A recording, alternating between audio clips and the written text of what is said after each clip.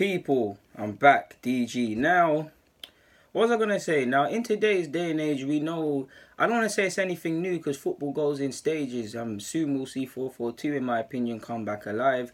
Those of you who were around in the 70s and 80s, you saw three at the back. Current day, more so last year, three at the back was the range in it when Pep Guardiola was doing it. In fact, give credit to Conte.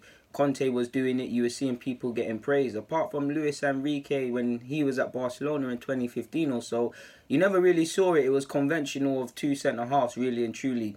And I don't want to say it's a new concept because, again, nothing changes but the players. These things have always been there. It's just time changes and it's a cycle. And obviously, modern day will adapt certain things and certain things won't be the same, but the core principle will be there. We know in today's day and age, specifically with defenders, specifically centre-halves, all the ranges, can he ball play? What's his ball playing ability? His short range, his long range, his dribbling, taking it out from the back and stuff like that. You obviously have to be a good defender in my opinion. I'll always rate ahead of being able to ball play, anticipation, sniffing danger, etc. Because Vidic wasn't bad on the ball, but would you necessarily say ball playing was a strength of his or something he was undoubtedly known for? You would say no. Today's day and age, people might mark him down because of that, which I would find quite hypocritical and quite stupid to a degree. The same could be said for Sol Campbell, who wasn't a slouch with the ball at his feet. I say that because when you look at them generations of centre-halves, it seems like Rio Ferdinand is the only one. Quite rightly at times. I mean, Rio was a bad boy and one of my favourite players, despite the fact he played for the Scum.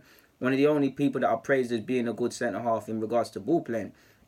So, and even if we look at some centre-halves today, I think Ramos is a quality centre-half. I think he puts in great defensive shifts. And when he does, he's actually not spoken about enough. Pocketed Salah and them things there in the final. But he's more, away from his defensive performances, he's more praised for scoring goals and doing things that hits the headlines than actually being a good competent defender, to the point where he might even be overrated as a defender if all the great centre-halves of the last 10 years or so were to be playing. Would Ramos stand out? It'd probably be no. But, yeah, like, with the way it's going, I do think we're going to see the likes of the next Ronald Koeman in a sense re-emerge, because for me that's the next logical step. Now, I wasn't watching Ronald Koeman. I couldn't watch him. It was before my time. I wasn't conceived. That wasn't a thing yet, quite simply. But beyond the old footage, that's all I have to see of him. So those of you older than myself that were blessed, I know you know what the hell I'm getting on about, because obviously he could play in midfield as well as undoubtedly being a quality centre half.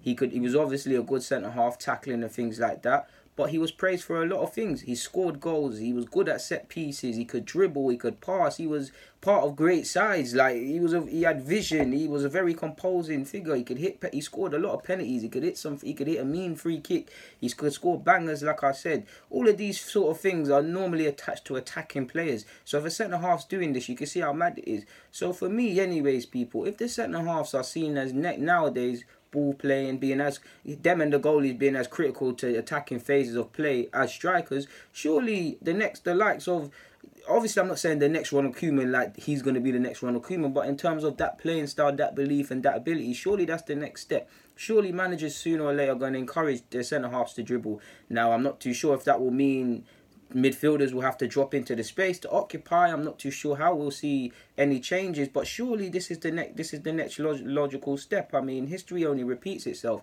This is a man who got top goal scorer in the Champions League once upon a time. This is a man who won Dutch Player of the Year like 2 times or something like that. Been in numerous Team of the Years of many different thingies, and he's also won numerous honours available to him within his playing days, as well as the Euros as well, once upon a time with Holland, I believe. Again, this is all before my time, but surely this is the next step to see, because I can imagine, I don't know if Pep will be feeling it like that, because to a degree I'm being a hypocrite, because I don't necessarily think it's a thing, but surely you could imagine John Stones from Pep Guardiola, obviously they're not the same bracket, but John Stones by Pep Guardiola being urge to push forward and things like that. I mean, he backs John Stones regardless. He accepts that he has a mistake in him because he's a good centre-half.